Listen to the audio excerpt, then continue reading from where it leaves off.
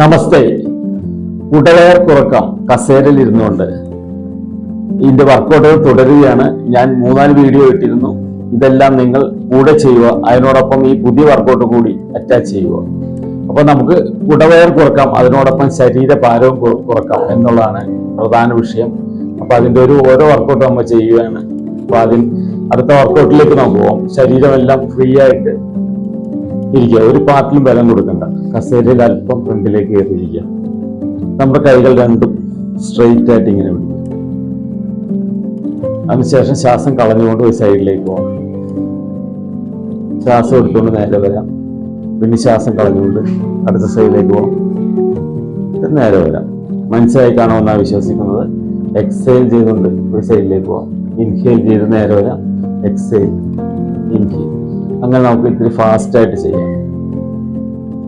1 2 3 4 5 6 7 8 9 10 എത്തിയ ശേഷം നമ്മൾ ചെയ്യേണ്ടത് ഇങ്ങനെ ഇരിക്കുക. അതിനുശേഷം കൈകൾ രണ്ട് നേരെ കൊണ്ടുവരാം. എന്നിട്ട് ശ്വാസം എടുത്തുകൊണ്ട് ഇൻഹേൽ ചെയ്യേണ്ട കൈകൾ അപ്പ് ചെയ്യാം. നെഞ്ച് ശരിക്ക് വിരിയാം. നല്ല വിരിഞ്ഞ് മാക്സിമം ഇൻഹലേഷൻ ചെയ്യാം. എന്നിട്ട് എക്സൈൽ ചെയ്തുകൊണ്ട് നമുക്ക് കൈകൾ ഇതുപോലെ വരാം.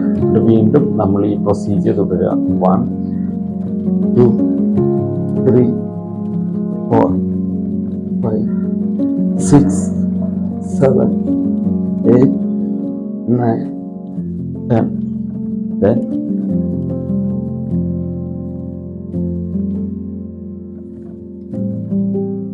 exhale.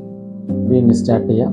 ഇൻഹേൽ 1 2 3 4 5 6 7 8 9 10.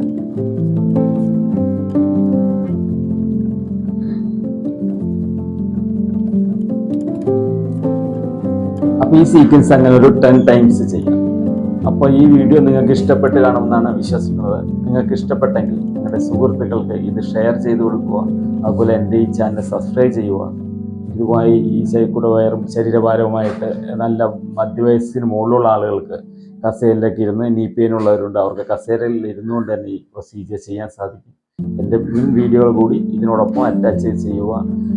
തീർച്ചയായിട്ടും നിങ്ങൾക്ക് റിസൾട്ട് കിട്ടുന്നതായിരിക്കും. അപ്പോൾ വരും വീഡിയോയിൽ ഇനിയും വർക്കൗട്ടുമായി ഞാൻ വരുന്നതായിരിക്കും. നമസ്തേ.